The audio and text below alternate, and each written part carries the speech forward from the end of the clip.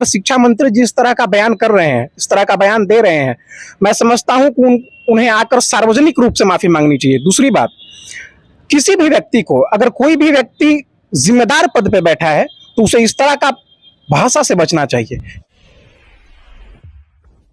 नमस्कार, आप देख रहे हैं धा न्यूज और मैं हूं अभिषेक मिश्रा। बिहार के मुख्यमंत्री नीतीश कुमार आज 72 साल के हो गए। आज मुख्यमंत्री नीतीश कुमार का जन्मदिन है और मुख्यमंत्री नीतीश कुमार के जन्मदिन की राजनीतिक गलियारों में भी चर्चा है, क्योंकि प्रधानमंत्री नरेंद्र मोदी ने भी मुख्यमंत्री नीतीश कुमार को बधाई दी है।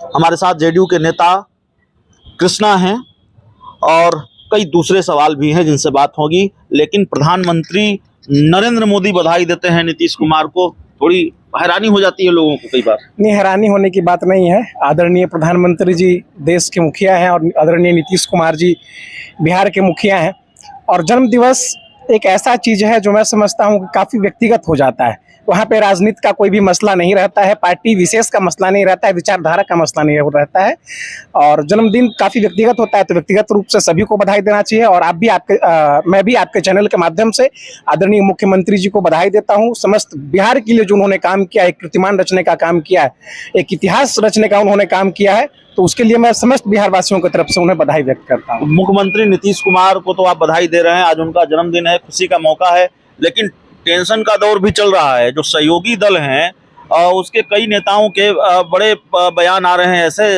जो बड़े असहज करने वाले बयान है। शिक्षा मंत्री रामचरितमानस को भूल नहीं पा रहे हैं, वो फिर बयान दे रहे हैं रामचरितमानस को लेकर कर। अभी और बोलूंगा। अभिषेक सर, देखिए, धर्म आस्था का विषय है और मैं समझता हूँ भारतीय संविधान सभी व्यक्ति विशेष को यह विशेषाधिकार प्राप्त करती है कि वो अपने स्वेच्छा से, अपनी इच्छा के अनुसार किसी भी धर्म में आस्था रख सकते हैं।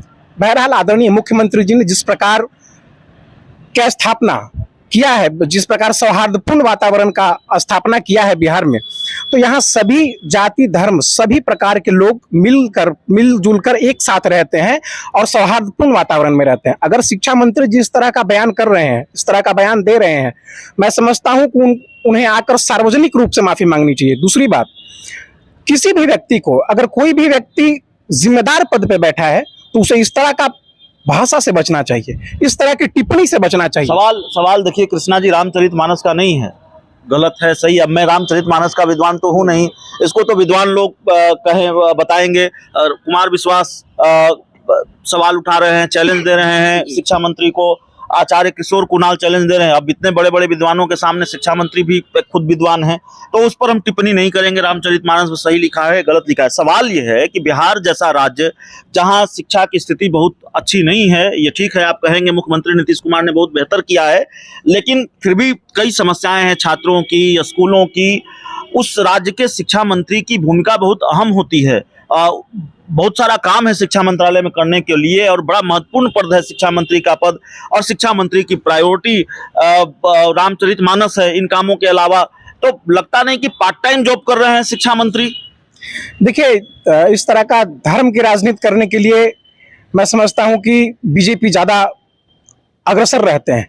बांटने के लिए, धर्म के नाम पर बांटने के लिए, इस सब के लिए वो लोग बहुत ज्यादा आगे रहते हैं। लेकिन अगर शिक्षा मंत्री जिस तरह का बयान दे रहे हैं तो कहीं ना कहीं उनके एजेंडा को आप उनके बयान को, उनके जो मोनोपोली चलता है उन लोगों का, जिस तरह का उनका विचारधारा, तो आप उनकी विचारधारा को इसको मतलब सपोर्ट कर रहे हैं।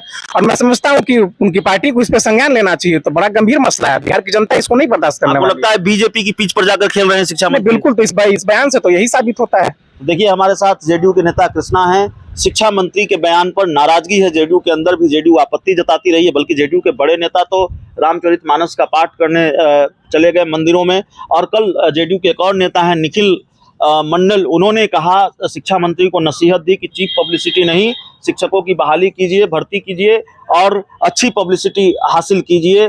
तो तमाम तरीके के हमले हो रहे हैं शिक्षा मंत्री पर। सहयोगी जेडीयू भी नाराज है, बावजूद शिक्षा मंत्री अपने बयान से पीछे हटने को तैयार नहीं है। बहुत